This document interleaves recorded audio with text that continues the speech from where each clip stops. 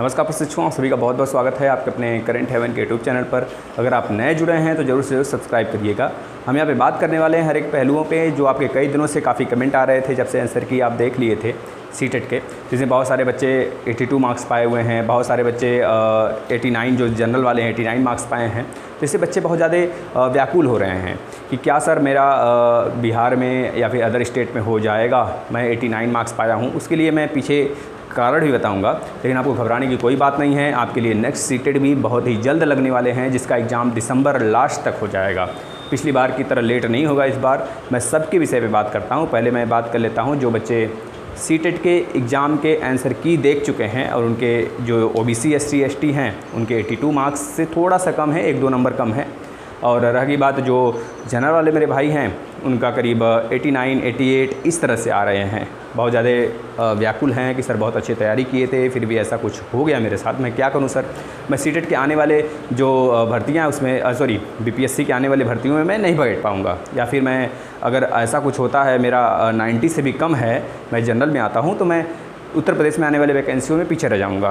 तो ऐसी बात भी नहीं है। आपके लिए यूपी टेट हैं। अगर केवल आप उत्तर प्रदेश की तैयारी कर रहे हैं तो यूपी टेट के लिए बिल्कुल फोकस करिए, लेकिन आप अदर स्टेट की भी तैयारी कर रहे हैं, यूपी पे डिपेंड नहीं हैं, तो आप बिल्कुल रूप से मतलब कि 100% मान लीजिए सभी प्रशिक्षुओं को, चाहे एससी एसटी ओबीसी चाहे किस भी स्टेट के हों, उनको अगर अपने स्टेट में डालना है, सीटेट से भी अपने स्टेट में डालना है तो सिर्फ उसके अकॉर्डिंग आरक्षण के वह भोगदार होंगे। अन्यथा कंडीशन में उनको 90 लाना ही लाना है किसी भी स्टेट की। बीपीएससी की बिहार की मैं बात कर लेता हूँ। पिछली बार जो बच्चे सेलेक्ट हुए थे मेरे भाई, उनको अब छांटा जा रहा है, निकाला जा रहा है। मैं रियली बता दूँ तो मैं अभी आपको इसके बाद एक वीडियो में रात तक आपको ला के दूँगा, जिसमें आप देखेंगे कि उसमें बहुत सारे अभ्यर्थियों को लगभग 300 भागलपुर से अभी हाल ही में 2-3 दिन के अंदर उनको निकाला गया, क्योंकि उनको 60% सीटेट में था ही नहीं और वो आरक्षण के फ़ायदे उठा लिए थे, है ना। तो मैं बात करता हूँ एक एक विषय पे, तो आप बिल्कुल व्याकुल ना हो।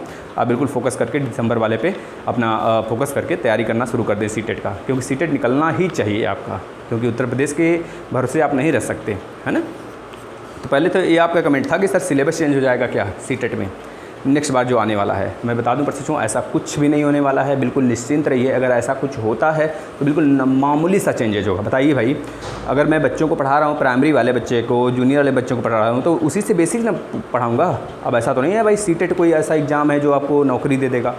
पात्रता परीक्षा ही तो है, एक जनरल चीज़ पूछेगा। अगर बहुत ज़्यादा छेड़खानी भी करता है तो नॉमिनल बिल्कुल नाम मात्र का छेड़खानी हो सकता है, लेकिन अभी ऐसा कुछ नोटिस नहीं है, ना ही न्यूज़ है। तो आप परेशान होने की बिल्कुल भी चिंता न करें, मतलब कहने का सेंस है सिलेबस नहीं चेंज होने वाला। इसके बाद आपका कमेंट था बच्चों की ऑनलाइन फॉर्म डेट क्या है। तो ऑनलाइन फॉर्म डेट पिछली बार का कंपेयर करें तो लगभग 15 फरवरी के आसपास में रिजल्ट आया था, और लगभग कह लीजिए कि उसके 1-1.5 महीने बाद मतलब एग्ज़ाम आपका देख लें इस बार ले लिया, जुलाई में आपके हो गए सारे के सारे फाइनल आंसर की भी आ गया। इसके बाद लगभग 20-25 दिन बाद आपके रिजल्ट आ जाएंगे फाइनली।